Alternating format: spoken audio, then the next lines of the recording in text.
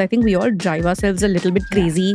Are we doing enough? Is imposter syndrome kicking in? I think this has gotten worse. That watch stare is so uncomfortable after a point. We're speaking with these brands, but then at times they are not the kindest. Do you sometimes feel like saying yes to something and then regretting it? There are so many brands we refuse. I am not going to say anything. And the line is drawn there.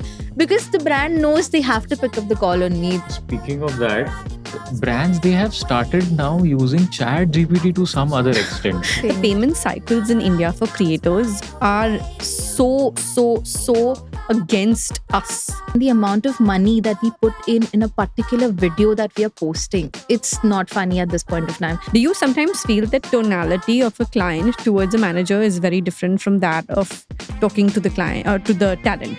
We know what our boundaries are. I think in this field, you don't have a day off. Just looks a little bit fancy on the outside, but it's not as fancy on the inside. They were very new names and they sort of cracked the code. I think that's also a pressure on your head that your video needs to look in a certain way. It's just not the influencer. I think because you're not the talent, you'll be sterner and in a more authoritarian position. I subconsciously find it relaxing.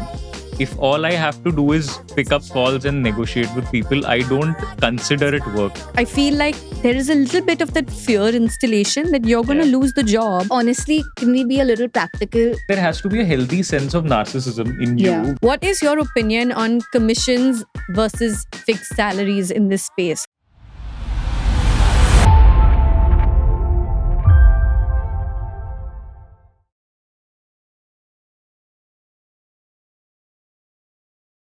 Hi everyone and welcome to The Real Deal with me, Anam C. Today's episode is very different from all the others that we've done because we're for the first time ever across season 1 and season 2 getting influencer managers on the episode. I'm so excited because we talk about behind the scenes and lifting the veil of social media and the business of it all the time. But today we're really going to get into the nitty-gritties. This is a conversation we're about to have with the manager of Juhi Godambe as well as Gopali and Janvi Tiwari. We're about to dive super deep into the influencer business world. Let's get started. Hi Prashant, hi Anisha, welcome to the pod. Hi. You know, with season 1, we had PR reps, we've had casting directors, we've obviously had so many creators, but this is the first time we have influencer managers on board. So I'm hoping to give you the warmest welcome. And like you said, you were behind the scenes when you were filming with Juhi the other day. Today you're on the other side of the camera, Anisha. And in your case, Prashant, we've had Gopali and Janvi both on the pod, both such dear friends of mine. I have so much respect for all three of the creators we're talking about. And I'm grateful that you guys have come here to talk about the behind the scenes of how things work with the talent that you represent. Right. I'm very having excited. us. Thank you for coming on. I'm so excited. So to give context to everybody, should we just start with giving them a little bit of a backstory on how you got to the position that you're in right now, work-wise? I know, Anisha, you work in styling so much. You're not just Juhi's manager. You also work as a part-time stylist of sorts, right? Not anymore. Okay. I So don't tell do us how styling. the transition has happened. So, honestly, this is a very interesting story how I actually got into this. When I was in college, I had a random story on her page that she's looking for interns. And at that point of time, I was also planning to launch my own clothing brand. Okay. So that was going on simultaneously. And this was something that I just took up because when I was studying, there was subject where you had to do internships. So I took this internship up and there was no looking back. Like, it went from 3 months to 6 months, from 6 months to 12 months. And from there, it's a nonstop. I worked at Arabella, I worked at Juhi, I worked at like all verticals. And simultaneously, I also launched my brand. It's a clothing brand. And I think we have also worked for my clothing brand together. And styling was not always my forte. And that was not something that I was looking in terms of vertical. It was always fashion. And it was then the interest started growing in influencer marketing. So I think that one story, that one internship that I took up, and since then there's no looking back. And I just developed the interest in fashion and styling post that internship. So are you also actively running the label while still working with Juhi? Right now it's on hold, but yeah, initially I was doing both the jobs. in terms of also managing the brand and Juhi. But right now it's at a set seat. We are trying to reframe it. We are trying to rebuild it. But yeah, it was always like a two-way job for me. That's amazing. A true multi hyphenator. And speaking of multi hyphenators, we have Yes. a lawyer Yeah. and an influencer manager Wow. who is Right. still doing both jobs very much. You really need to break down how you're living these two lives. It is so fascinating to me. I think both of them have been existing in parallel for quite some time. And I think this goes very naturally because for me, law is something that I always wanted to do. I mean, it is one of those things why I got into law college. And, it's been a long time dream. Influencer marketing started when I was prepping for CLAT. COVID happened. So I was at Janvi and Gopali's place for that COVID wala time, and then that is when this industry started to boom in terms of more campaigns coming up, people ordering everything out, and brands like Mamaearth and Wow, and they were very new names, and they sort of cracked the code that it's not only television, but you please go to those handsets, you approach content creators, you get those promotions done, more people will know about you, and that's relatively less expensive as compared to your TVCs. So when this started, Gopali realized, yeah, we don't really have representation. I mean, we're speaking with these brands, but then at times they are not the kindest. By brands, I mean XYZ brands.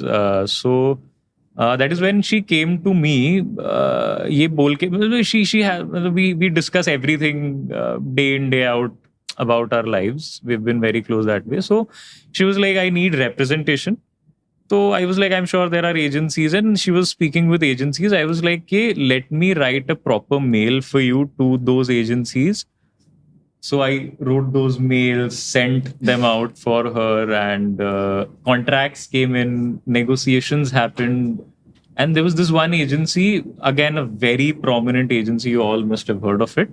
So unka contract bhi aa gaya, everything negotiated, everything done. I was just reviewing the contracts. Contract maine review kar liya. I was not a lawyer yet. I was just a law student, a to be law student. It was my first year of college. So many review kar liya, and then I was like, hey, this is good to be signed, and the POC ghosted for some reason. The one who was negotiating with her sort of got very unresponsive, and then sort of did not pick up a few calls, did not respond to a few texts, and so don't know what happened. And then she was like, yeah, why don't you give it a shot? So we have been doing this. मतलब मैं तो बात कर लेती हूँ. I know you can talk. I know you'll be able to carry these conversations ahead. And she was like, there's no expertise that you need to at least begin with. So the idea was to learn this together and to sort of give it a shot.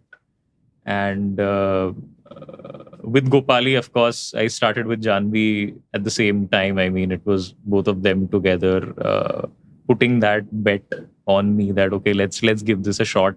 Nahi chala to agencies to hai, will of course resort to an alternative, but then work wonders. And just for context, you're also related to them, right? That's why which is why I was at their place in COVID. No, I'm kind of putting that out there in case there's someone out there who's confused. He's their first cousin, so I feel like some context would be lovely. Yes. Does that sometimes that actually helps? Of course, I feel like sometimes that little trust of having someone in the family is only an added, but can it sometimes have a drawback to it also? Because you can't fight with your cousins the way you can fight with your talent otherwise, and be like, no, I think you have should to do it. Yeah, is there a minus also to it? I believe minus. I think it's not a minus actually. So the plus of it is that we are all, matlab, I mean, Gopali, Janvi, and me inclusive, we are very cognizant of how we speak to each other in terms of business. So we know what our boundaries are, and even though they've been never acknowledged outright loudly, they've never been set up formally, we know this is a soft line which we are not supposed to go beyond. So that helps, and both of them are very emotionally smart individuals, and I've never faced a drawback कि मैं related who and which is why I'm not able to put this to them. That has never happened with me. In the 5 years I've managed them, we've fought only once. Wow. And that was not with Gopali, that was with Janvi. And Janvi was really pissed that day. उसने मुझे 5 minute में 10-15 calls कर लिए होंगे. And I was just walking. I was going home and my phone was in my pocket. She was like, where are you? Why are you not responding? And I was like, I mean, it's the brand. I mean, an approval was impending and she was very impatient. Ki, why is it not coming? And me not picking up her call did not really help. So that was the one time where we had a fight. And then I just couldn't sit with that fight. I was like, I can't sit hurting her. And then I wanted to apologize. And she was crying and she wanted to apologize. So some So we family sort of- drama yeah, does yeah, needed. yeah. On some, it's Me- needed. huh. But you know, we had Janvi's episode has gone live in real time. Gopali's episode, as we're filming this, is yet to go live. Yes. And I think people read Janvi so correctly in the comments when they Yes. said she is one of the most mature girls for her Yes. age. She's 23. Yes. Well, today is her birthday. We're filming on her Yes. birthday, so she's 24 now.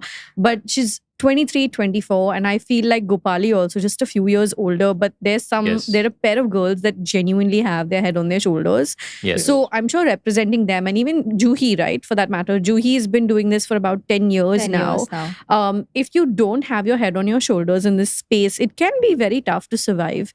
And can they've be. boomed on YouTube, Juhi on Instagram.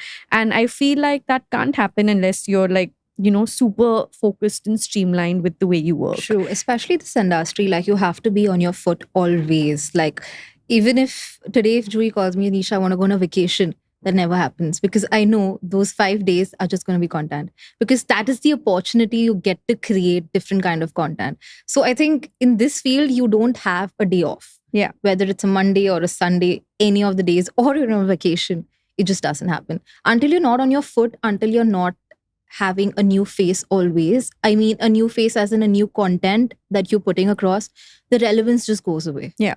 Is what I think. It feels very validating hearing Yeah. that from the other side. Yeah. Because, you know, sometimes as creators, and I've spoken to so many of my creator friends, I think we all drive ourselves a little bit Yeah. crazy.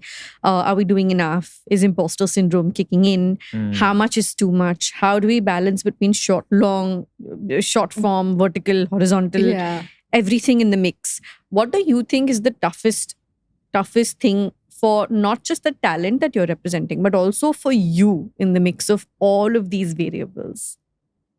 There are too many things to be spoken about when you talk about tough things. But then I think just to sort of build up on what you were saying, I believe this has gotten in tandem because this profession is such that it becomes a part of your life. For let's say for a because I see these two lives. So for a corporate employee, working is different. It starts at a point, it ends at a point. But for, let's say, an influencer manager and for an influencer, work is not separate from their lives.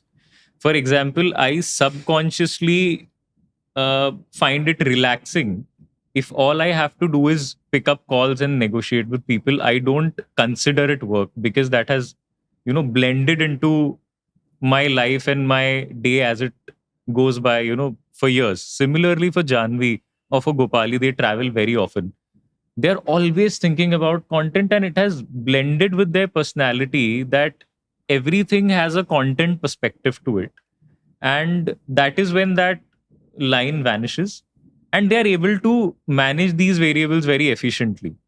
So I think tough तब बनने लगता है जब थोड़े externalities आते हैं, जब थोड़े कमिटमेंट्स आते हैं. For example as she said 5 दिन का वेकेशन कभी कभी मेरे लिए हेडेक हो जाता है because Gopali Jhanvi they love travelling internationally and then work used to get affected. Of course, we have brand deadlines pushing up. So every day we sort of improvise some or the other way. We learn something new every day. And now we have sort of started managing brands and international travel also very well.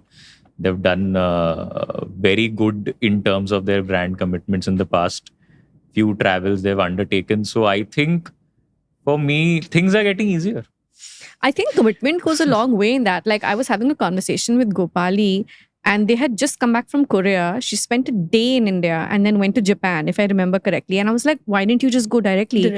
And she said, I've come here because I have a bunch of products that have been sent to me. I've come specially to Just for that. unpack, repack, and take those products Yes. because I will then film my brand commitments while That's traveling. what That's commitment, That right? And I is. feel like people who are watching the videos may not always be privy to that level of information, but when they watch a show like Yeah. this, my goal and my hope is that they can see that there's a lot of course, hard work goes without saying in any industry, True. but there's so much logistics. There's so Yes. many That- logistics. There's a lot of people that you have to get back to. There's a lot of verticals that you have to take care of. Even if she's come back for a day, I'm sure there are 100 things that she's had to tick off. Your scripting, your clothing, your background approvals, how your makeup is going to look, how are you going to look, how is the product going to look. The product needs to have needs to be in a certain way. So even if she's like come back just for those products, she knows she's going to create that kind of content on that trip and the kind of delivery that she's going to do. And that commitment, see, honestly, can we be a little practical? India as a place or Mumbai as a place, we still don't have those kind of backgrounds or those kind of places for us to go and shoot. Be it outdoors. Right now, if you're traveling international, I'm sure if tomorrow, if you're traveling international, you would want to carry your brand projects there and shoot it there because that's the kind of quality that you will be submitting to your audience. And I think that's also a pressure on your head that your video needs to look in a certain way. It needs to be visually appealing because honestly, right now there's a flood of people in the market and you have to stand out from those flood of people. Also, from the point of view that when you're trying to film in Mumbai, the minute they see a camera in your Yeah. hand, you get stopped by cops. When Yes. you're traveling overseas, I spent a few months in California last year, and I vlogged everywhere. And not one person has come up to me and said, you need to put your camera aside. I had my camera in my bag when I walked into a theater. And I was fully expecting someone to come and take the battery as they do here in True. India. And nobody cared. And I was True. like, wait, I'm like in stores, in the mall, vlogging anywhere, and no one has a problem with this. I think I would want to add one more point. In Mumbai, I feel people feel more conscious to shoot on the streets, but when you're international, you won't feel conscious. Like I have actually noticed that when we travel for Fashion Week internationally, people will actually come and offer and be like, "Can we shoot for you?" But here in Mumbai, or I don't know about other cities, but here in Mumbai, if you're on the streets, people will actually just come and watch. And that watch stare is so uncomfortable after a point that you just don't want to shoot there. That's interesting. So yeah, I mean, So what is the toughest part for you? Because I know he answered his side. You for didn't. me, actually, the thing is, I feel as a manager, our hands are into everything. Be it content, be it strategy, be it in terms of scripting, be it in terms of negotiation. I think that is where your mind needs to be present in everything. And as a one brain working on everything, there are certain times where you feel that, okay, one brand, if I'm giving a little importance to, or maybe giving my attention to, the other brand will just like walk away. So that attention span on a particular brand or like not getting back to brands in time is what I feel is a little difficult task, because at times what happens is in the span of like an hour or two, today we have a flood of people in the market. Today, if I'm not responding to a POC in time, I know that he's just going to go and jump to someone else. So that span of like me reverting to brands or me getting back to brands in terms of your scripting, negotiation is what I still feel is a little tough on the manager's bit. So can we break down team job roles? And I want to get really detailed into this because I feel like you said, it's almost like you're the backbone of this system, right?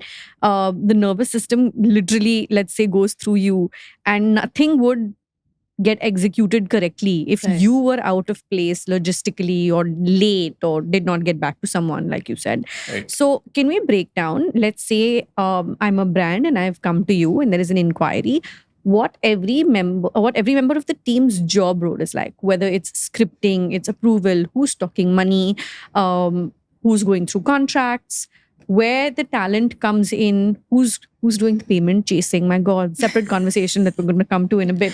Can you, for Janvi Gopali, and then of course for Juhi, can we break down for any talent that you would be representing, what the flow is like? And naturally, it's not going to be the same for the both of you, but let's see how it Right. goes in each individual case here. Right. So, So with Janvi and Gopali, what I do is I'm the first person, of course, the brand is going to come to. And being in the industry for some time, they don't really have to reach me through mail, or they don't really have to reach me through Janvi or Gopali's DMs. They have my contact usually. So they'll just call me up, they'll just text me, whatever is convenient. And then we'll, of course, discuss a price basis, what the deliverable is, what the expectations are, how tight the timelines are. So, of course, multiple factors into pricing, multiple factors into availability, multiple factors into intending to work for the brand or not in the first place. What's the product? How is the product? I mean, there are so many brands we refuse. There are so many brands that we really want to work with, with all keen intention. So a lot of these factors into play, but then being with them for a long time, I understand how they sort of think, and I know what could be a red flag for them. So at times I consult them, at times I do it on my own accord. So that's one bit of how it starts. And then once those negotiations happen, and let's say it is finalized, of course, a formal mail drops in, and we start with the briefing call, or whatever needs to be done. Now, what I do is I sort of don't meddle in the creative bits of thing. That is completely for Janvi or Gopali to decide.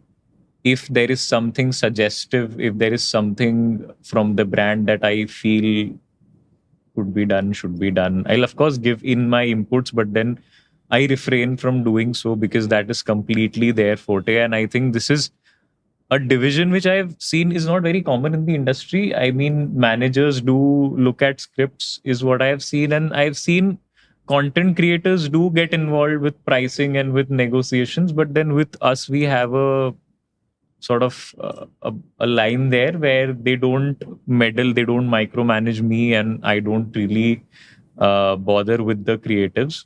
It's completely them. They script it, they'll change the script, they look at the production, they look at whatever creative needs to be done, they look at the edits. Of course, there are editors, of course, there is a script writer, of course, there are people. There's a lot of help.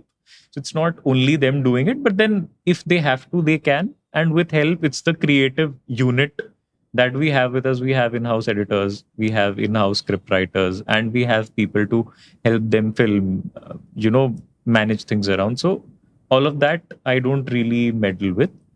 And of course, once the cut comes in, once, there's a lot of back and forth with respect to edits, with respect to changes. Some they want to do, some they don't want to do. There are pushbacks. And of course, I do all of that. I also have help. So she's also involved in a lot of this in case I am unavailable because of, let's say, a meeting or a conference or some other urgent deliverable. So yeah, all of this goes on, and then at the end, once your campaign is wrapped, once the deliverable is live, I'll of course be the one chasing the brand for payments, and for the longest. So I do everything for Janvi and Gopali. I do their account statements every month. I do what payments are in, what brand has deducted TDS well, where deductions are wrong, who's not paid GST. I deal with the CA for their personal finance returns, for their GST payments. Then I chase brands not just for your deliverable payment, but also the deliverable GST. And we have a system for it, which has been working for us well.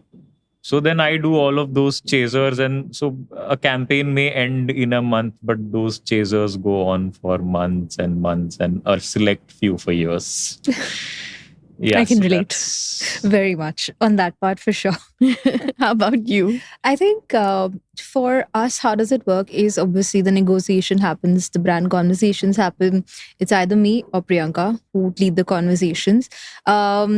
Then comes the creative perspective in terms of how we want to take the product ahead, in terms of how do we make it our own. Because honestly, right now, with everyone doing the same thing, you have to make it appeal to your audience that you have inculcated that product. So that is where the creative team, our content team comes in place, wherein we do the briefing, scripting, conceptualizing, strategy, everything, where a content team is into the picture. After I have closed the deal, it goes to my content team. The briefing, everything, where Juhi comes into the picture, she shares her thoughts, then moves on the approval for all the scripts. Then we come to the styling and the sourcing, where the styling team comes in place. We have the sourcing, we have backgrounds, we have our production team who comes into the picture. Post the production team obviously is a product that we shoot. Now, when we are shooting, there's a whole flood of people that are behind the cameras, be it the manager, be it the styling team, be it the makeup team, be it the hair team, be the what else is there? Wardrobe team, I think I've said. Just production, even in general, lights, In camera, general, sound. everything. Like, be it your nails, actually, also. There are certain brands who are so particular in terms of how your nails need to look. Send us a picture of Send nails a before picture. shoot. Yeah, this happens. Yeah, of course. Send a picture of your nails. Okay, this color doesn't work, so we have to rush her to the salon, get her nails changed, or get her nail color changed. All of that happens just before the shoot. And I think, again, post back, we're back to the same route of like sending invoices and chasing the brands for the payments. What has been your worst experience ever while working on a brand campaign? So I mean, we had a fine experience working with them. Like the campaign part was fine, the script approvals and your content going live, all of that was fine, very regular, not very different from how it is supposed to be. But then this is one of our only payment defaults we've ever had, and by payment default I mean like daylight robbery. So I mean, I say that because it's a very this agency, it's called Saucy. Ticket, that's the name of the agency. So what they did was they executed a campaign. It was for the Ayurveda company. TAC is the brand, I believe, and they were on Shark Tank and which funding mila tha, I don't remember. But I mean, that was their go-to thing. Okay. So they defaulted. By default, I mean I chased them for a very long time. The POCs who did the campaign, they left the media agency, which is very common. So I put out chasers for payments, and then they tell us, okay, we are no longer with the organization. So I jump to the next POC or the next in charge or whoever the handover was given to. So I chase them. Whoever I can find associated to Saucy is no longer associated to Saucy. And then somehow they give me the founder's number itself. Ye banda founder hai. I think Piyush is his name. I forgot his entire name, but Piyush, I think, is more than enough. So I reach out to this guy directly. I send him the invoice. I'm like, boss, this is pending for a very long time. You please look into it. And he's like, yeah, I'm looking into it. Karte. 9 months go by. He's just looking into it. In those 9 months, he didn't bother to pick up a single call. Chat pay at his convenience. Of course, he can respond or not respond. I'm texting him twice, thrice, ek aad baar respond kar de raha. So it was that frequency, and of course you lose patience at a point. So I gave him a call again, didn't pick up. So I took my friend's phone, called him, and he was already on a call. He dropped that call and picked hers. Which is just evident that you're not speaking to one specific person. It's not like you're not available or you're always away from your cell, right? So picks up, and then I confront him ki, boss, what is this behavior? Please clear this invoice, because at this point we have put production and ye sab ka to jo cost dala hai wo dala hi hai, but we have also paid your 18% GST from our pockets. Okay, that is to a big negative that has just gone from us to the government, and we have not received anything. So then he goes into stories ke I thought humne ye aapko already communicate kar diya hai, but then I was like, of course there's no communication. You barely even pick my calls. So he goes yeah. So the brand has made a payment default. Internally kuch invoice nahi gaya tha ya kuch payment nahi aaya. Unke bahut defaults hai, this that. I'm like, this sounds like a cooked up story, but then let me poke into it more. So I speak to those POCs who have left the organization but were executing the campaign for me. They clearly tell me that there was no irregularity. Your invoice came, we gave the invoice, and whatever was supposed to happen, that happened. And irrespective of my invoice coming, I mean, you will charge the brand, right? The agency won't do it for free. So irrespective of invoicing and some documentation issues, the POCs were like, everything was working fine. And then the POCs tell me that ye Saucy is actually like a sister concern of the Ayurveda company itself. So the founders of the Ayurveda company, their parents are directors in Saucy.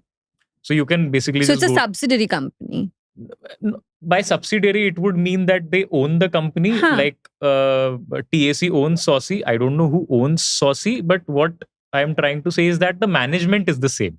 Okay. Right. I mean, of course, looks like they own it, but I mean, I can't say that because I have no, material proof to it. All I did was went to NCA, looked at the directors, kick on, and then I go to TAC founders. I tell them, "Ki boss, this is a payment default. The agency has been pinning it on you." They tell me we have paid all our dues. And it's just one organization. I mean, Saucy used to operate from TAC offices. Basis my what the God. POCs told me. Yeah, they were like, we sat in the same office. I mean, that is how close-knit it was. So did you ever get this payment? No, we have not gotten. Did you ever that go payment legal yet. considering? Yeah, we are. I mean, we've been patient for like a very long time. बहुत emails, ये वो.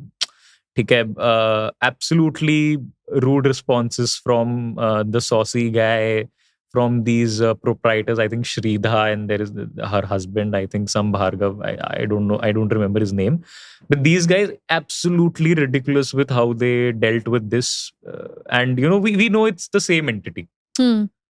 There's no difference. There's no वो कोई bifurcation नहीं है, agency or brand same है. But then they don't want to pay.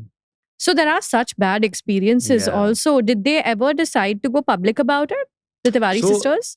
I mean, we have been contemplating that. I mean, it's nothing wrong on our part, and we have waited like a fair share of time. I mean, it's been multiple years now Oh my since God. we have been, behind them. So yeah, we are very close to. Maybe if you put this, Clip. as a You'll get your clip, money, you think? Yeah, we'll repost it. We'll tag all the relevant people, and then maybe maybe that happens. Yeah. Well, So I mean, there's so many bad experiences too. Yeah, that is. But yeah, ठीक है. There's one payment default.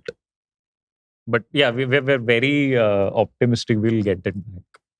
कुछ तो करेंगे. Do you think that part just kind of needs to change? Because everyone I've spoken to in unanimity so far has said I that think the payment cycles in India for creators are so against us. it as a- needs to, as a because space. honestly, people don't realize. I mean, I'm sure it has already put in the spotlight, but the amount of logistics and the amount of money that we put in a particular video that we are posting, it's not funny at this point of time, because you're paying your hair and makeup team, you are paying your production team, and production is not cheap.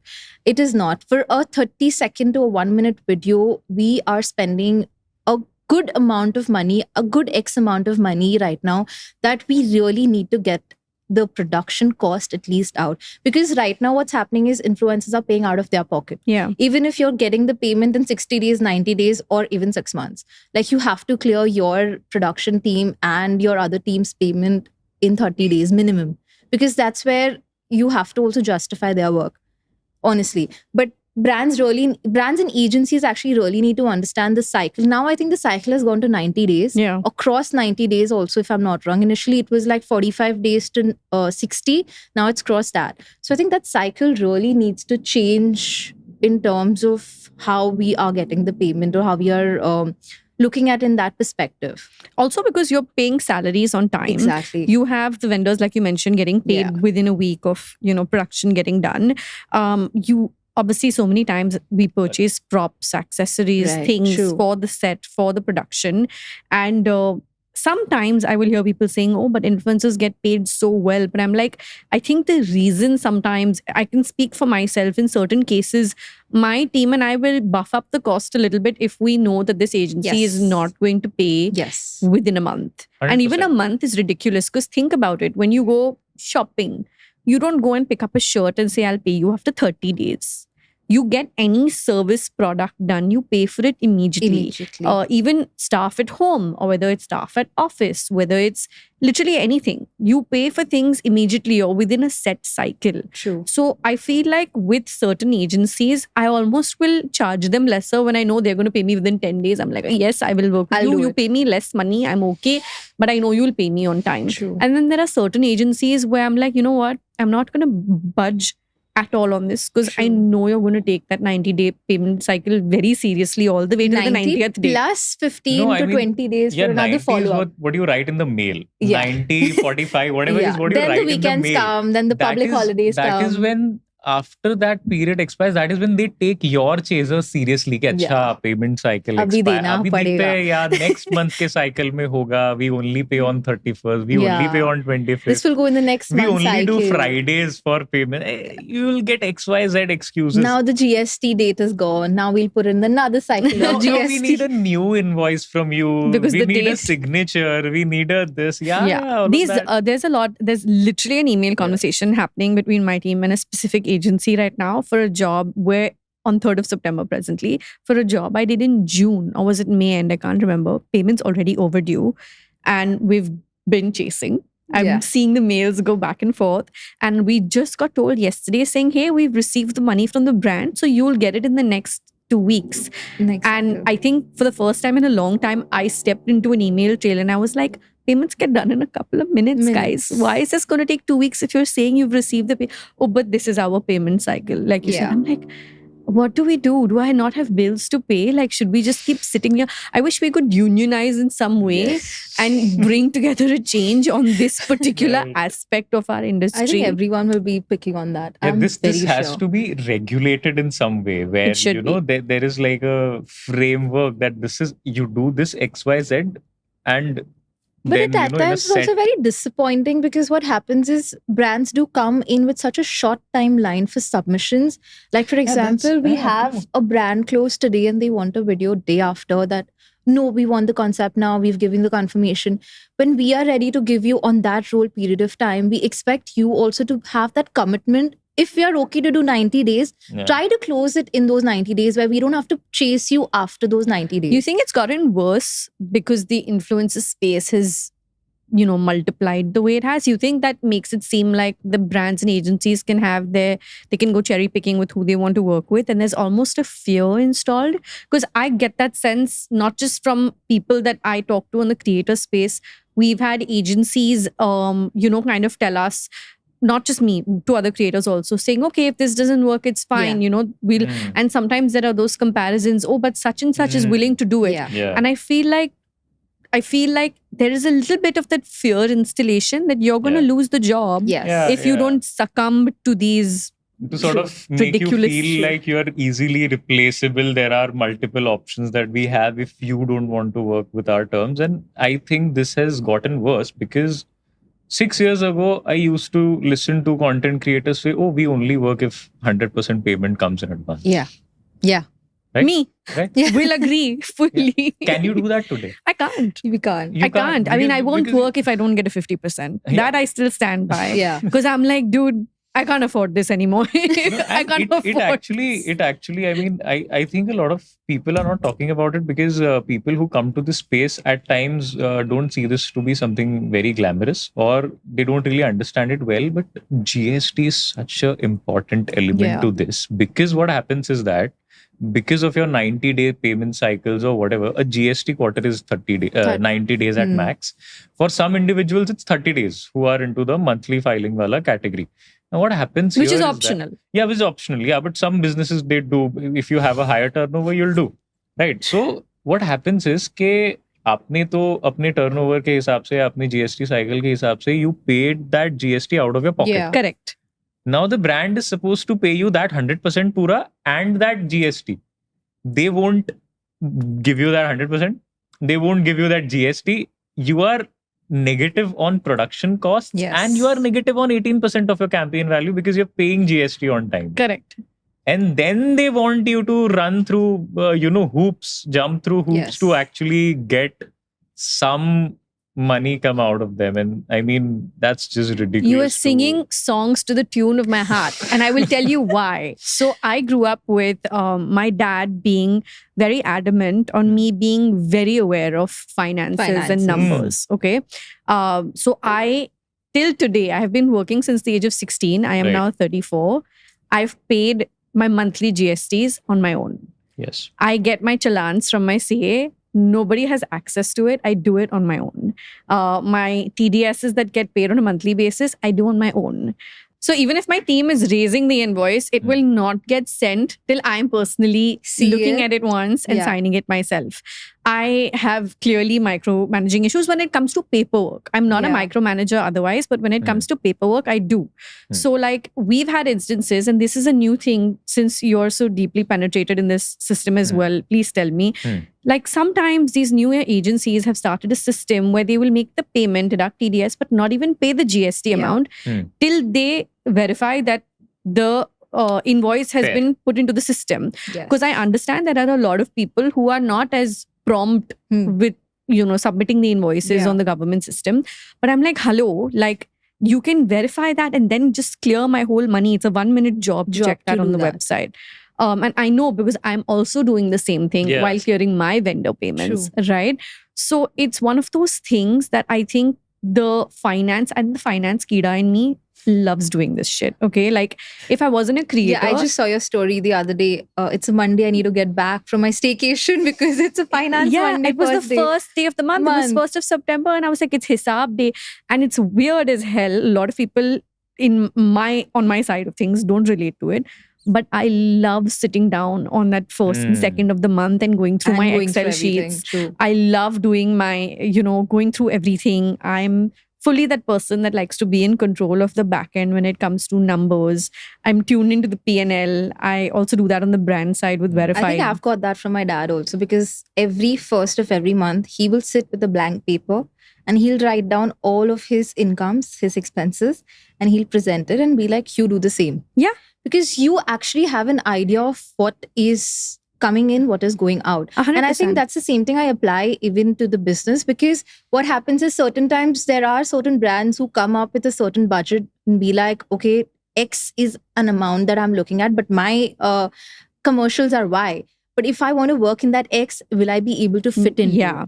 Will my influencer also be able to earn from that if it's a negotiated cost that we're looking and working at? Is it something that my influencer is even going to earn out of it? Yeah. Like removing all my expenses across. I think that is a very interesting thing to also look at because you need to know your maths. Yeah. Basic numbers is something that you need to keep your eye out. Yeah. As simple I as feel that. like whether you're in the influencer space or just an Yeah. entrepreneur in general, things as basic as being able to like look at your P&L, look at your Yeah. books, pay your GST, so that if you know you have to, you should know how to. It's like a Yes. life skill in the business. Yes. Like if, just the way I think everybody should know how to swim or drive. I think on the business side, like you should be able to know how to log on to the portal and check your Yes. 26 AS challan and see who has paid the TDS and who has not yet paid the TDS after deducting it. True. I had an instance where a client deducted my TDS. It's been 3 years. I've seen no sign of it. And I've gotten fined Yes. because they didn't pay the TDS. So I Correct. lost 10%. Yes. Then I had to pay the 10% from my pocket. Yeah. And then I had to pay a fine on that Fine. 10%. And I was like, how is this fair to me? I wish we could change that side of this because I'm showing you that there is an Yes. invoice and this person Yeah. has deducted it. But there doesn't seem to be any solution to it. Till But now, that's it's been actually 3 a very, years. that's a I point believe- that I would also want to put across. There are certain, like coming back to the brand's point of view, brands also don't realize if we don't pay the GST in a certain period of time on You're our fined. portal, we are fine. We pay for every single day. Yeah. It's not like a week period or a 30-day. We pay for every day. Like Yeah. if it's delayed even Yep. by a I day, think we are it's paying an extra. 1.5% per Yes. day or per. I mean, which is why you paid out of your pockets, Yes. regardless of whether the brand is paying. I Paying mean, or you not. can't wait for the brand to pay. And this is ridiculous because this goes beyond what we're just discussing. I mean, the government policy is as such that they want you to have a self-surveillance. They are tired of looking at your GST returns and your vendor's GST return. So they've made the law in such a way that the vendor will ensure you pay GST. Only then the vendor will pay you Pay you GST. Yeah. GST. I mean, that's I wish your- we could do that for TDS though. Because that is doesn't happen. where the Yeah. real That doesn't policing happen. needs to happen. Because Wo GST TDS chori is a different thing altogether. and you lose money. You know, in Yes, you do. GST, I think it's so great because businesses actually land up saving so much money because all your expenses, anything you buy, you save Yeah, that value on it. True. But I'm like, how do you do the reverse? And police, we've gone into finance. I don't know how many people are still listening, but this is like the technical side of the business stuff that I think we all unanimously clearly. Yeah, I mean, you need for this episode, you need those Shark Tank tidbits where we're talking about GST, and then the sharks move to the camera and like GST is something you pay when you have an no, XYZ stop it. People turnover. know that.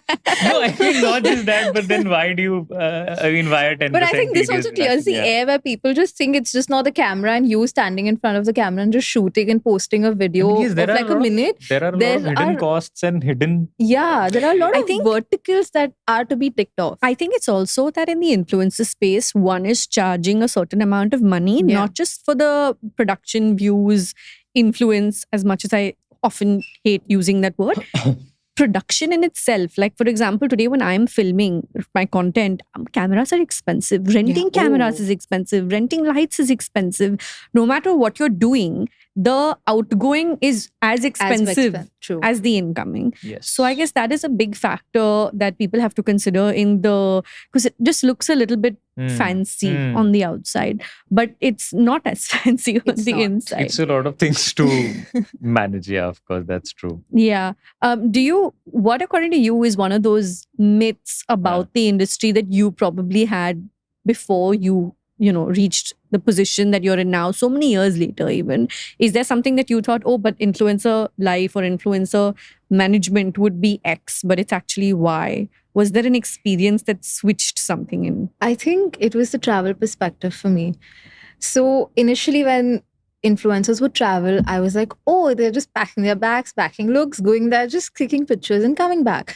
But when I started going on these brand trips, on these international trips for Fashion Week, I'm not kidding. There's not been a minute that we have not sat down and just had a cup of coffee. It's always on the toe. You're like running. And I think the last trip that we had last season for Milan, I actually was holding my back and walking. It was that bad. Yeah. Because what happens is when you're international, honestly, that's where you don't have a lot of control. In your country, you still have controls. You can pick up the call and you can be like, okay, I want to get this thing done. Please get it done. But in other countries, you have to be your own person to do everything. Yeah. Be it making calls, be it being sourcing, be it running around stores, be it like clicking content or editing content, sending content to the team in India, being awake with their time zones and like working in that time zone. I think that is the glamorous thing that is broken for me, because initially I used to think like it's just, you just go there, you shoot content, you do your thing and you come back. But no, it's not that. I think when you're traveling to another country, there's a lot of perspective that I have got when I started traveling with Juhi on these trips. So I think that is a buster that I have had. It's probably the most exhausting content bucket. Oh, a lot. Yeah, I agree. I used to think it was very glamorous also, especially working with tourism boards. I used to like fantasize about it. And then when I started doing that, and I did a whole lot of it, of course, before I had my baby, I realized that, wait, not a single minute of the days to yourself, even the time that could be, Yeah. those little windows on the itinerary, you're like, no, but I want to get extra content. I'm here for a limited period of time. I'll rest when I'm back home, which Yeah. obviously never happens. But I want to make sure I milk every single moment to get those Instagram perfect pictures. True. What about for you? What is the myth I that mean, got busted? So myth as in about the industry in general or about being an influencer manager? Is Both. what? You can say both. Okay. It's easy was a myth I had. As simple as that. Yeah, right. It's easy. It looks very easy. And I mean, I used to think that, I mean, back when this started, we had a lot of those influencers who would just take out the camera and just start filming with your selfie videos, your vines, your funny videos. And that was the hit back then. I mean, that is how a lot of these content creators started. So it used to feel कि तो बहुत simple है. मतलब I am also funny IRL. People laugh at what I say. So I always मैं thought भी it's रोडी हूँ. so, but then with time I understood that relevance is very expensive. I mean, had It you is. not been to Milan, Yeah. some part of that relevance would have gone away. Because there Right. were So certain it's points. I'm expensive. so sorry I'm Yeah, cutting you, but I think coming back to what I said, there were certain times where your talent would not get back to you. Oh, why is she not replying? Because you here in your city, you're sitting, why is she not getting back? What is happening? Like, Right. why is she? Yeah. But when you're at the ground over there, you know why is she not getting back? Yeah. Because over there you're alone doing everything. Yeah. In India, you're just a call away with everything. But in another country, you are a slave to yourself. You do everything by yourself. And I think the concept that I had, that why is Jui not getting back to me in time, or like, Yeah. why is she like taking her own sweet time? But when I was on the ground, I realized that, guys, no, it is tough. It is tough when you're traveling and like you're expecting to have a certain kind of content to be shot, a certain kind of deal to be cracked, a presence there. It takes a lot. So many turnaround- variables. Yeah, the Yeah. turnaround can be tricky. I actually, as a matter of fact, have a group. Like, we have internal groups, right? I mean, one with editors, one with talent, AOSA. We have internal groups. One of our internal group is named Please Script De Do. And it's in this very tone where I named the group Please Script De Do. That is because of that turnaround that she's referring to, where I'm like, Subhe, Why are they not getting back? script. And then at one point they're like, "Ha, ye to bolta rahega."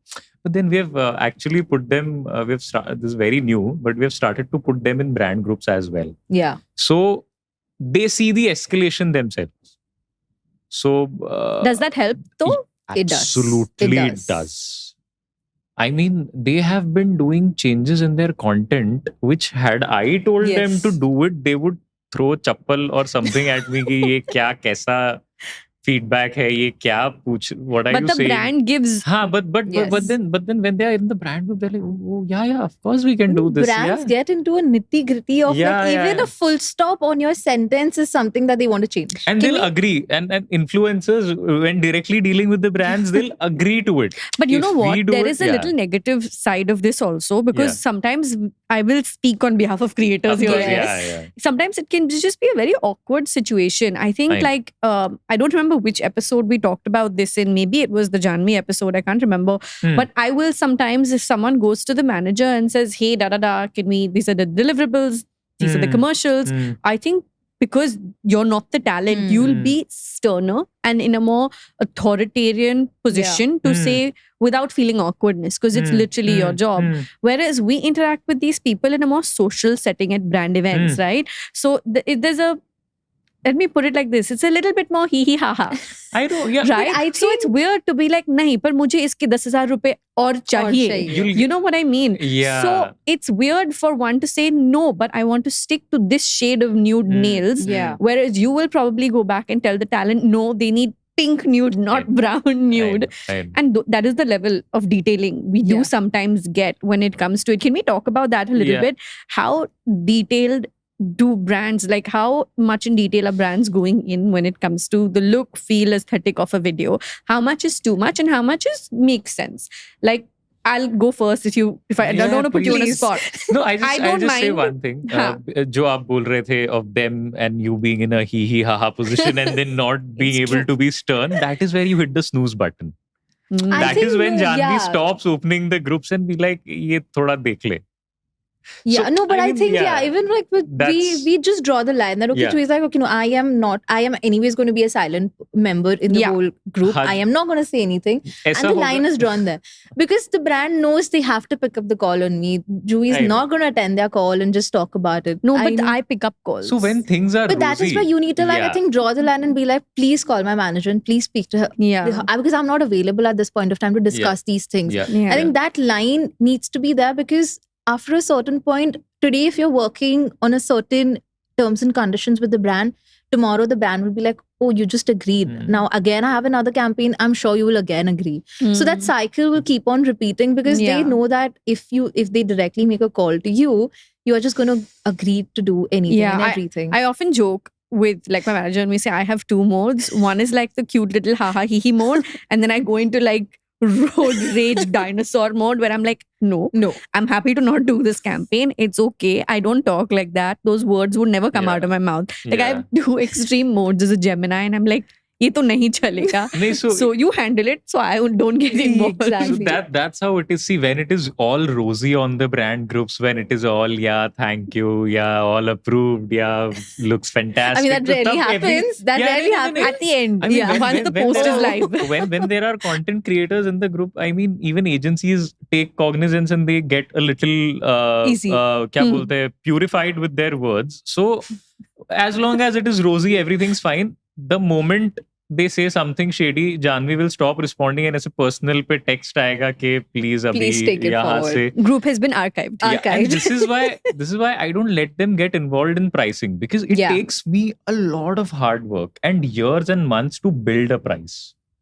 Whereas on the True. call, if you slash 50k, 100k, where is all that hard work? Just Correct, gone. just Because gone. the next time that brand comes to me, it's not my price. It's the price that Yes. the creator I think had now the agreed to cycle in has this also one changed in campaign, terms yeah. of how we are charging, because what's happening is initially we always had a media kit that we used to send across. Now is, I think whenever we have calls with these POCs or agencies, we first want to listen to the brief. We first want to understand what they are Yes. expecting. And I think that's where we are working on costings now. So I think the Yes. cycle of how we are charging brands, or how the cycle of the payment, the way commercials are working Yeah. has changed completely. If for somebody new that's watching, a newer content creator, let's assume for a second someone with 50k followers on Instagram is watching, someone with 50,000 subscribers or 50,000 views on YouTube videos is watching. I'm giving both platforms because I understand Juhi is more Insta heavy, Yeah. the Tawari sisters are more YouTube heavy. Mm.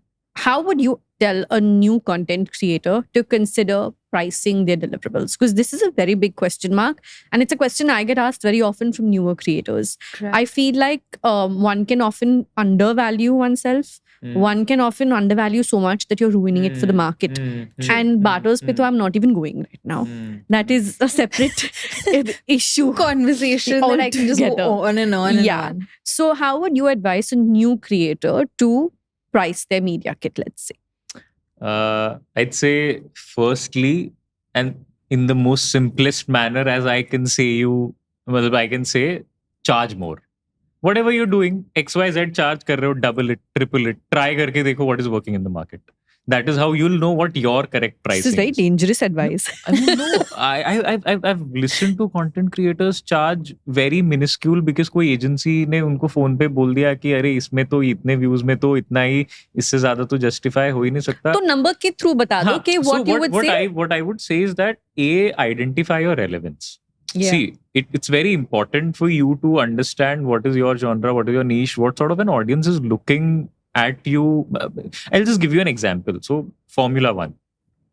Very less people watch it as compared to your other sports like cricket, football. But Rolex would want to be a sponsor to Formula One. Rolex would want to sponsor your Grand Slams, tennis ke. Rolex is not sponsoring football because audience बहुत अलग है, right? Rolex knows कि Formula Monaco Grand Prix कोई yacht पे बैठ के देख रहा है. He has a fucking yacht. Rolex is cheap to him. ठीक है?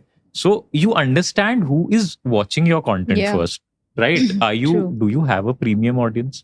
Do you have a school going audience? Do you have office going audience? क्या है? मतलब, you understand your own audience का purchasing power parity. Basis that you decide okay, will a 1 CPV wala thing work for you? If you have like 50,000 views, is it okay for you to charge 50,000 rupees? You think from the brand's perspective, बैठो brand के shoes में, सोचो कि had you been the brand, would you find it justifiable? Do you have the relevant The kind audience of for the content you're product? submitting. Let's say it's beauty. Let's say a makeup brand comes to you. You ask yourself that, is your audience looking for makeup recommendations from you? If they are, that means you ought to be charging well. You ought to be pushing whatever you are making right now. But let's say you're not in that genre. Maybe you only do fashion hauls, or maybe you only do something which is non-beauty oriented, and a beauty brand comes to you. Try taking that project at a subsidized price, because they may not expect to pay you a premium price. That's good advice. So I Yes, mean, it is as simple as it can get. Yeah, like I think always work on your maths backwards in terms of first what's going out of your pocket, how much are you going to pay yourself, and then go to the brand. Because certain times people just blindly be like, okay, I have 50,000 followers, I'll just charge them like 50,000. How does it matter? I would say also factor in associations. I mean, of course, you want to look at your pocket. Yeah. Of course, that is fair. Nothing happens without money. But also see where would you want to put pocket first, and where would you want to put relationships first. At times, you want to build connections as a new content creators, especially once you are established. It's a different ball game. You can say no to projects, you can say no to a lot of things. But let's say when you're entering into the market, you know an XYZ media agency has a lot of good brands. So maybe don't do it for the brand. Don't do it for money. Do it for to yourself. associate with that media agency. Do it to associate with that XYZ POC who may get you better campaigns coming Yeah. up. So look at a lot of these soft factors. But yeah, I also For, agree that yeah. be on the brand's shoe side, because you also need to understand that there is a certain amount that they have kept just for influencer marketing. And if they have selected your profile, even pitching you as a profile in terms of like, we want to do this, consider yourself to be like in flood of like 10,000 people, you are one of them who the brand has actually picked on to. So if the brand is good, if you think that, oh, I think this will add value to me, you could work on a certain, I would say a certain number that you are comfortable with. But yeah, don't go below average and onto like, I think this is just exploiting the market then. Yeah, because I do feel like nobody really in the newer space even more doesn't know what an average is. Yeah. The CPV also conversations we've had, and we've had them on multiple episodes on here too. Yeah. While we've had brand and agency people talk about CPVs as going as low as 0.3, Yes. I know, which is beautiful for the brand. Yes. I think as creators, you have to learn to set your own CPV because it depends on how targeted your audience is. Yeah. Like you rightly said, who are you speaking with? How is the brand fitting in to your profile, Yeah. to your content organically? That's the reason. Is it a genre it's- you create Yeah. content on? I think that's the reason it's very important to know what the brand is expecting. Like if suppose you're a 50,000 follower, you know that you can charge the brand at 25,000. Even if you're getting 5,000 in your pocket and spending 20, I think should be fine, because if the brand is good, you know it's going to just build up in the near future. Yeah. So today, if you're charging 25, tomorrow, very sure if the brand is loving the content, they will be happy to pay you 50 And on you that know, kind it's- of content. It's not just numbers, but there has to be a balance between, like there has to be a healthy sense of narcissism in you, Yeah. where you know this is my value. Yeah. I mean, you have to True. be humble about it, because there's always, no matter what you do, there's always someone bigger doing better, doing it more efficiently. But you have to have that healthy sense of narcissism कि इतना तो मैं deserve करता हूँ या करती हूँ. True. And then you take other factors into picture as well. And as we go through this, I see a lot of content creators succumb to whatever media agencies tell them. I'm like, thoda utilize this thing. सोचो, यहाँ पे वो- they'll give you those CPV figures कि नहीं brand को तो 0.1 0.2 CPV यहाँ पे चाहिए. वो fear installation हाँ, हाँ. comes into play. Yes, they'll do that, because why would they not want to exploit you when they can on paper put you at a 15K cost, and then they can give Yes. 50K ka cost to the brand and keep the rest with them? Why would they not do that? Mm, And that's true. That's something as a newer content creator. You want to keep in mind. Yeah. All Yeah, great really. advice. Do you sometimes feel, and this is because you guys mentioned that they're often, Juhi, Gopali, Janvi are often on WhatsApp groups, let's say, with the client. Do you sometimes feel that tonality of a client towards a manager is very different from that of talking to the client or to the talent? I'm coming on this from the point of view as I've actually said no to campaigns in the past based on the fact that I thought this person is just not dealing with my team very well. And I feel like if negotiations ke hi time pe you are being so Sweet and Yeah. nice. no rude rather, Yeah. मतलब you know, like very like pushy or very like almost you see those red derogative. flags before. Yeah. So if you're derogative towards my team in the way you speak right off the bat, I know it's only going to get worse once this work has been taken. True. Do you sometimes feel like saying yes to something and then regretting it, or rather just saying no right off the bat because you've spotted those red flags and you're like, listen, this person is not going to be easy to deal with. Let's not take on this campaign. Has there been any experience on that Plenty. front? I think I've not encountered a many like that. I just feel, I mean, whoever I have spoken to, I've had always good relations. Or maybe the way I deal with certain people is also very matchable in terms of how do I respond to them, or how do I change the conversation. If I know that person is rude, I know I need to put my foot down and be like, listen, this is not working. We need to really change the way things are going around. So I think you need to have a stand for yourself as well in terms of before it reaches the influencer. point. If it has exceeded in terms of the way they are talking, shouting, if it reaches the influencers, that's a different perspective. And I think it's been rare case that I've come across this. Have you? Look, Sorry. I'm sorry to cut you, but then I've had plenty of such experiences. And me and Janvi, we agree for a lot of campaigns where we've had the gut feeling from the start that this is going downhill. This will go downhill. No matter what we do, no matter how we do it, it's not going to happen. And then it doesn't happen in the end. So at times that you have to go with your gut, where if you think that, okay, this is not working out, you call it quits before you put a lot into it and then have to. But it also reflects it on the quits. content then. But It does. I mean, it does. does. You can always look at a content piece, a branded content piece, and then वो देख के कभी-कभी पता चलता है कि a lot of things have not gone right. gone right the way they should have been, because this is not how this XYZ content creator speaks. This is not how they represent, and this is not how they style themselves in general. But then this has happened. Yeah. So what we do is I deal in these things, and Janvi and Gopali or Shweta for that matter are always snoozed. I don't let this penetrate to them. I think that's where even I draw the line, that there are certain And things that I don't want my talent or my influencer to basically, like Jui, I want her to know about these things, that okay, this person has spoken to me bad. Like, we are professionals now. Like, we need to deal with things in a certain way, that if we know that this is going to work out, just make it work the way we want to. And if the brand wants to work with you, by hook or crook, they will. Be it if you hold your ear from ahead or you hold it from back, it will work it out for you. What is the toughest part of your job, according to you? Toughest part. It's a good Trickiest, question. toughest. Good question. The one thing that makes you go, oh, we're at this Getting stage. the brand and the influence on the same page at times. Because certain times brand want a certain thing and the influencer wants a certain thing, because the influencer knows their audience very well. They know what's going to work. But brands certain times think that, no, this is how the product and we want it to look in a certain way. Since you've been speaking of that, brands, they have started now using ChatGPT to some other extent.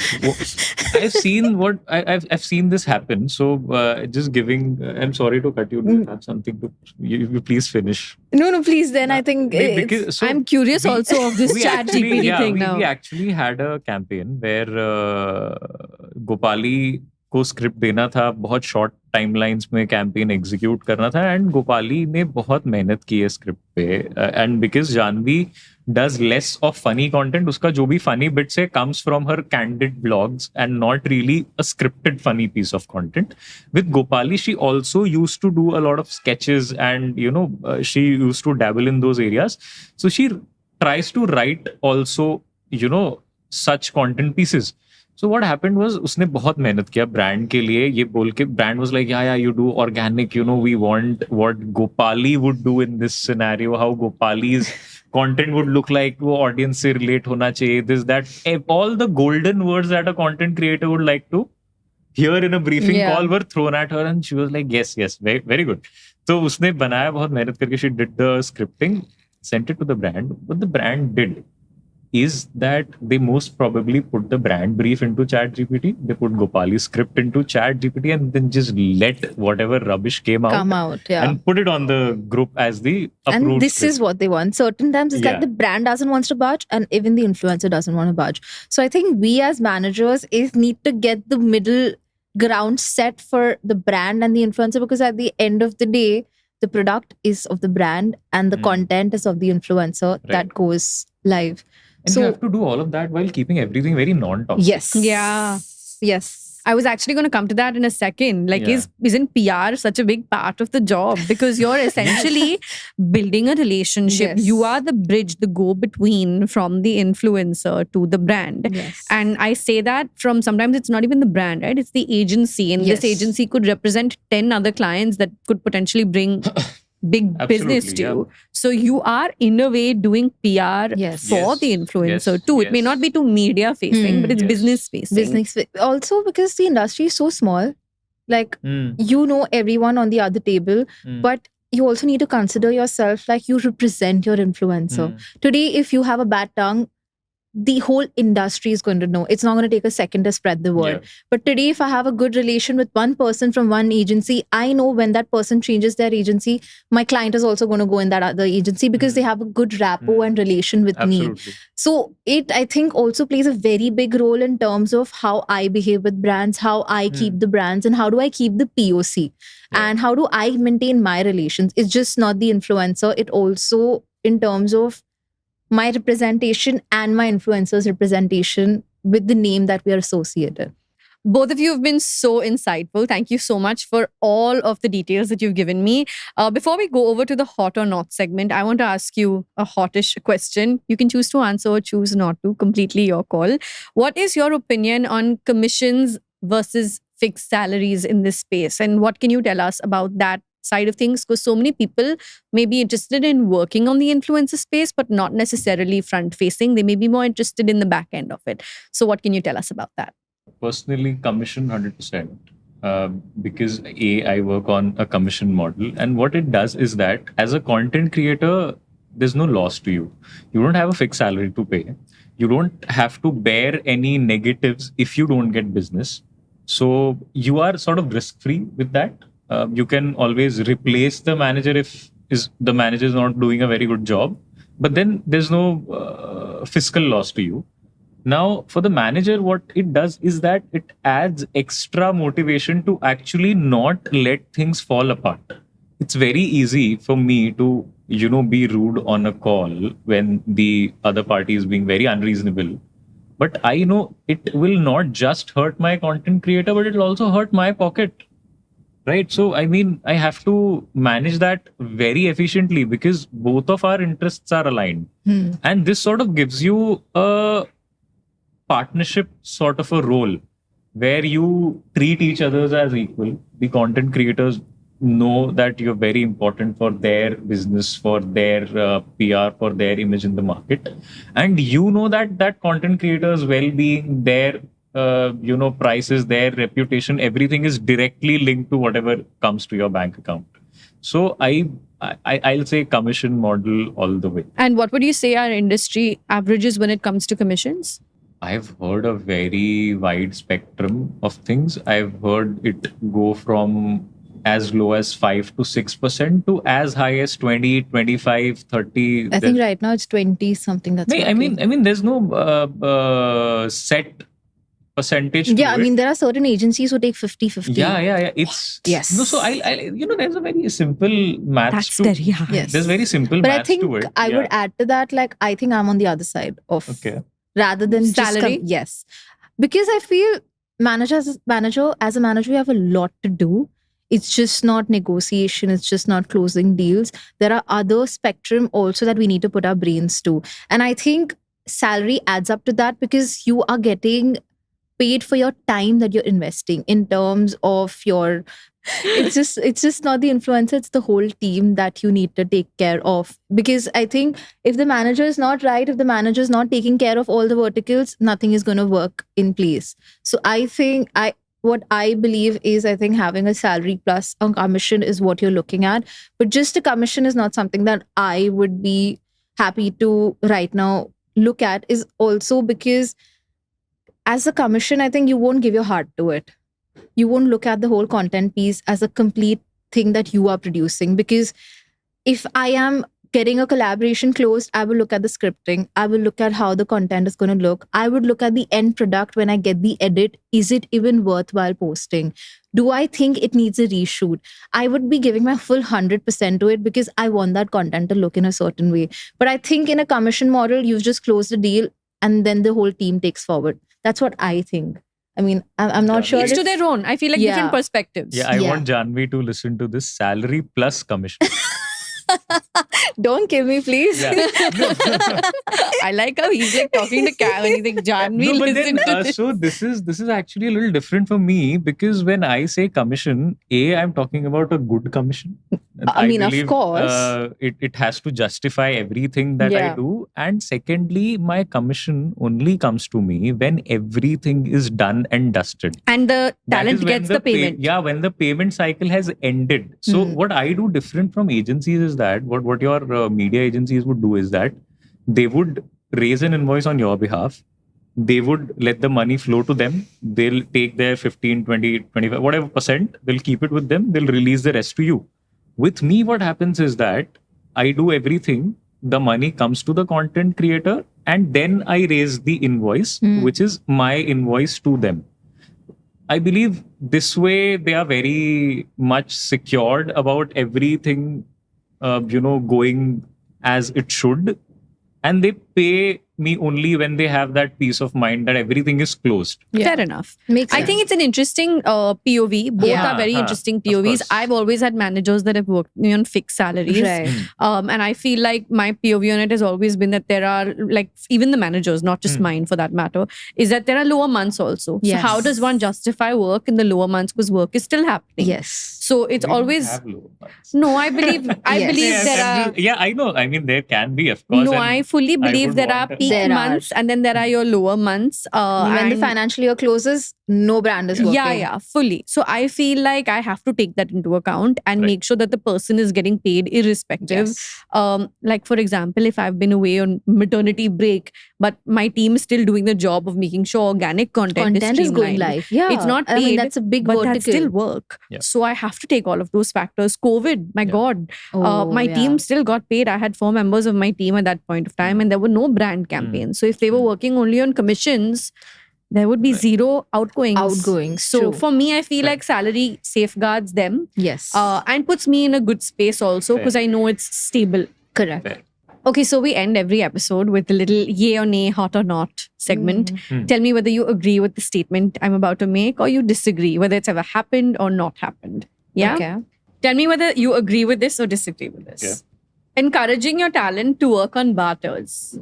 I mean, it depends, but mostly. Authentic influencers can drive ROI irrespective of their follower or subscriber count. Commissions over fixed salaries.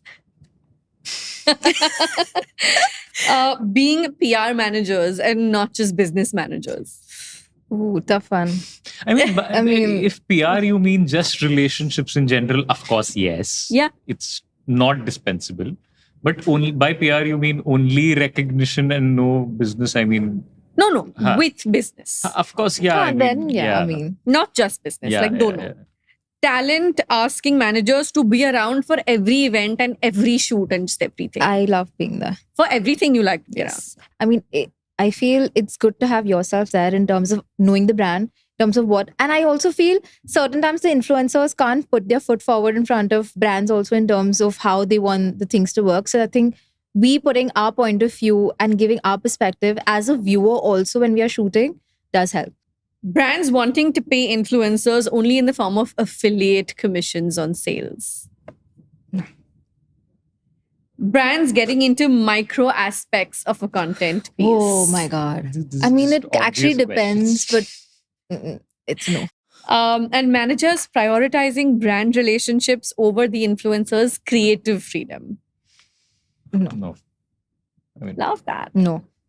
Thank you so much for coming on and sharing so much. I have a little thank you over here next to me for each of you. Thank you so much for having us. I mean, this is interesting to be on the other side of the camera and knowing how it feels. I'm just glad I had you guys on. I Thank you listen so with much. every episode. All I want to do is have people know more about the industry. So you guys have been absolutely no, it was golden. actually, yeah, there's so Can we move much this? ranting and there's so much opinions. We have reserved in Thank us. you so It is good to take it out. Yeah. We welcome ranting Yeah, and yeah. opinions Yeah. because this is also the kind of industry that isn't as regulated, Of course. that isn't as talked about, that Yes. people don't know about as much.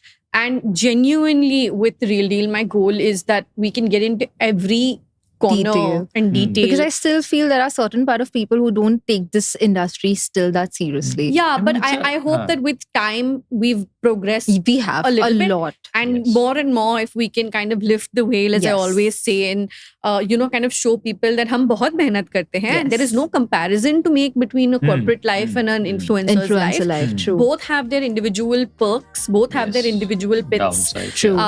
And there's just so much work still to be done. So I hope that we get 100%. taken seriously even more with time. Yes. Thank you, Prashant. Thank you so Anisha. much for having Thank you, us. Anand. Yeah.